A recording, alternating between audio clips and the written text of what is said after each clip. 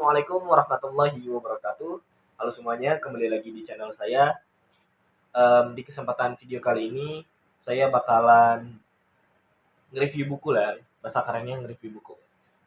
Em, Buku ini itu yang bakalan aku review itu adalah karyanya Munif Khatib ya, yang sudah meninggal tahun lalu, almarhum Munif Khatib. Marilah sama-sama kita doakan gitu ya. Semoga dengan karya beliau ini dapat menjadikan amal jariah untuk beliau nantinya di yaumul akhir. Semoga diberkahkan ya ilmu-ilmunya, amal jariahnya yang telah dituangkan dalam bentuk suatu karya ya. Yang dari awalnya itu sekolahnya manusia, yang kemudian judul bukunya yang kedua yaitu yang bakalan saya review adalah gurunya manusia. Semoga ini menjadi amal yang sangat baik gitu loh bagi beliau ya. Amin amin ya rabbal alamin. Jadi um, saya bakalan review buku ini. Kenapa ya? Saya bakalan kasih satu alasan mengapa saya memilih buku ini. Karena buku ini itu isinya itu sangat menjelaskan gitu loh. Bagaimana sumber daya guru itu dapat mempengaruhi pembelajaran siswa di sekolah dan bagaimana sekolah itu membentuk suatu guru untuk melakukan pembelajaran di sekolah dan guru ini itu dituntut untuk memahami dari segala aspek kepintaran siswanya dengan pendekatan multiple intelligences ya yang bakalan dijelasin di buku ini. Bagaimana cara pendekatan multiple intelligences itu sendiri yang dan terus di buku ini tuh bakalan ngejelasin gitu loh. Bagaimana pendidikan Indonesia itu berada di peringkat bawah sedangkan apa ya? Dan karena di peringkat bawah karena sistem di pendidikan Indonesia itu tergantung pada satu ini saja satu tes saja yaitu tes kognitif dan itu dirasa oleh almarhum Munif Khatib ini tidak tidak tidak relevan lah atau tidak pantas lah seperti itu karena menurut beliau kepintaran siswa itu ada di bidangnya masing-masing dan akan dijelasin di buku ini.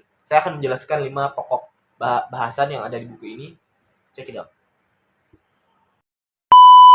Pertama, di sini saya akan menjelaskan bab satunya yaitu yang berjudul Majulah Pendidikan Indonesia.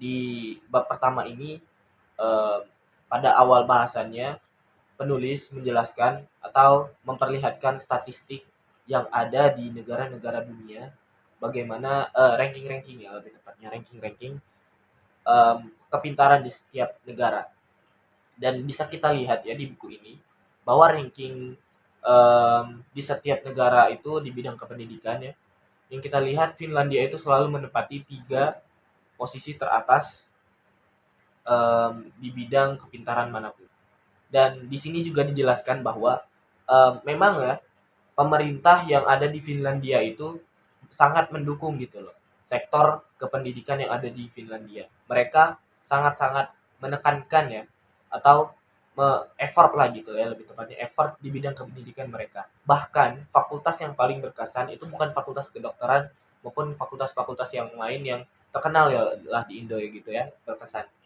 Di Finlandia yang paling berkesan itu adalah fakultas keguruan. Karena apa?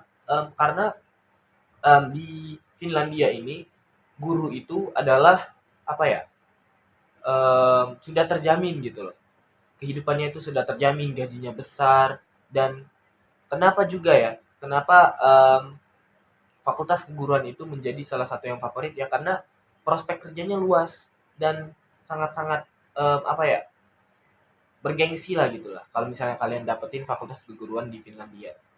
Nah, lalu selanjutnya penulis juga menjelaskan ya atau menekankan sebuah kata-kata bahwa tidak ada guru yang tidak mampu mengajar. Ini berkaitannya dengan kata-kata tidak ada siswa yang bodoh, maka tidak ada pula guru yang tidak mampu mengajar. Penulis itu mengharapkan ya di Indonesia itu di kependidikan Indonesia itu guru itu memahami 4 kompetensi dasar. Yang pertama, kompetensi pedagogi.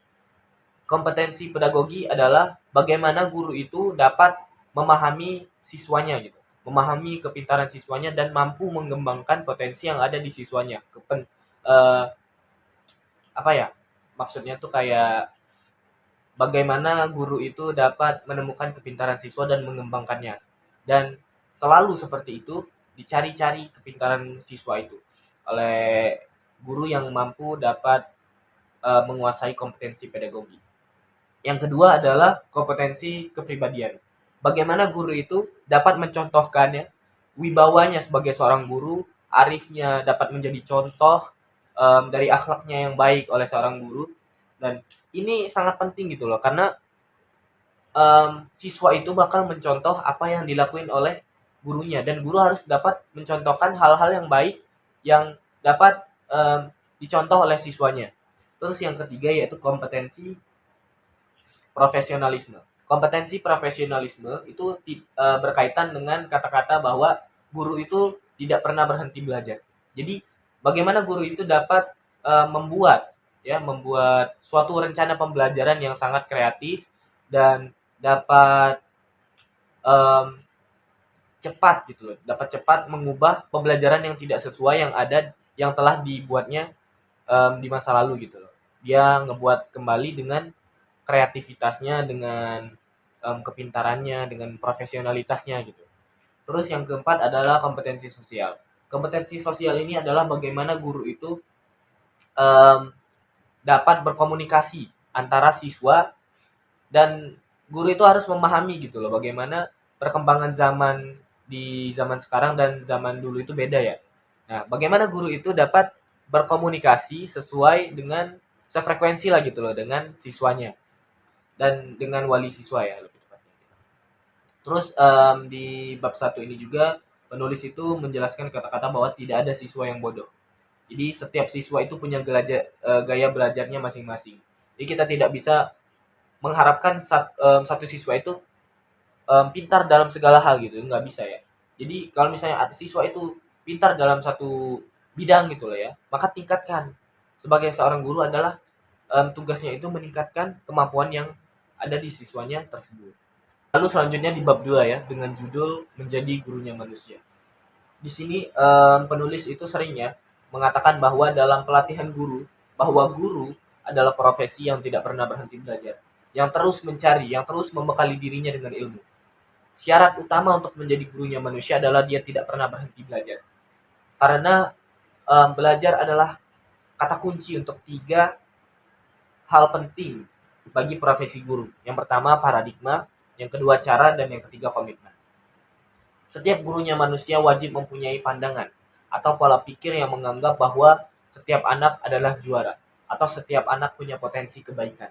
Apapun kondisi yang dialami oleh sang anak, mau dia cacat fisik, mau dia cacat mental, itu guru harus bisa mencari potensi dari siswanya tersebut.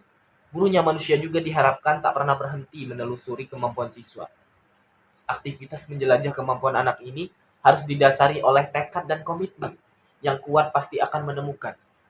Jika belum menemukan, hendaknya teruslah mencari sampai akhirnya menemukan kemampuan anak. Karena kita tahu ya, bahwa um, setiap manusia itu mempunyai kemampuannya masing-masing. Gurunya manusia juga harus menjadi katalisator atau pemantik kemampuan siswanya.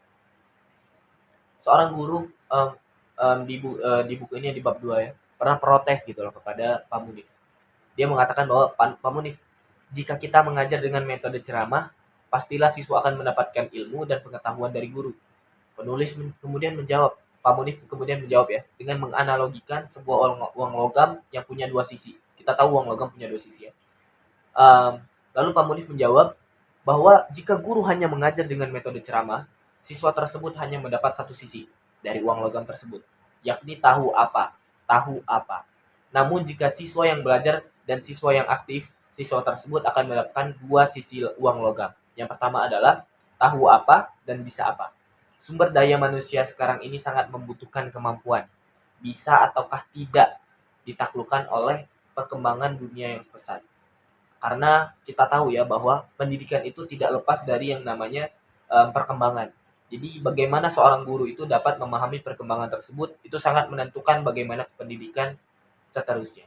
Di bab ketiga dengan judul apersepsi, di bab ini penulis itu menjelaskan bahwa bagaimana pentingnya menit-menit awal pembelajaran di suatu pembelajaran ya, suatu kelas lah gitu. Jadi bagaimana seorang guru itu dapat mengambil hak kepengajarannya.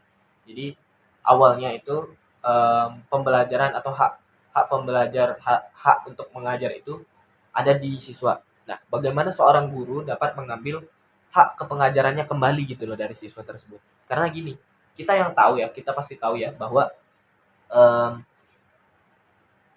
siswa itu bosan dengan ada siswa yang bosan dengan pembelajaran yang dilakukan oleh seorang guru. Nah, bagaimana seorang guru ini dapat mengambil perhatian anaknya tersebut, anak muridnya tersebut? Bagaimana guru itu dapat menanamkan semangat gitu loh dalam pembelajaran atau memantik gitu loh semangat siswanya untuk belajar di pembelajarannya. Jadi bagaimana awal-awal menit pembelajaran itu sangat penting gitu loh. Jadi si guru ini itu menarik semangat siswanya untuk belajar dan mengikuti pembelajarannya. Di bab 3 dijelaskan seperti itu. Lalu selanjutnya ya di bab keempat ya. Dengan judul belajar mengajar dengan pendekatan atau dengan pembelajaran multiple intelligences. Di bab keempat ini itu penulis eh, membagi ya bahwa kecerdasan itu terbagi atas 8. Yang pertama kecerdasan linguistik, yang kedua adalah kinestetik, yang ketiga matematika logis, yang keempat visual spasial, yang kelima musikal, yang keenam interpersonal, yang ketujuh intrapersonal, dan yang terakhir yang kedelapan adalah naturalis. Nah, bagaimana ya di gurunya manusia ini ya, Munif Khatib itu ingin guru itu dapat memahami 8 kecerdasan yang ada di masing-masing siswa. Jadi gimana seorang guru itu dapat membedakan nih, ini satu siswa ini tuh kecerdasannya ini loh, satu siswa ini kecerdasannya ini loh gitu.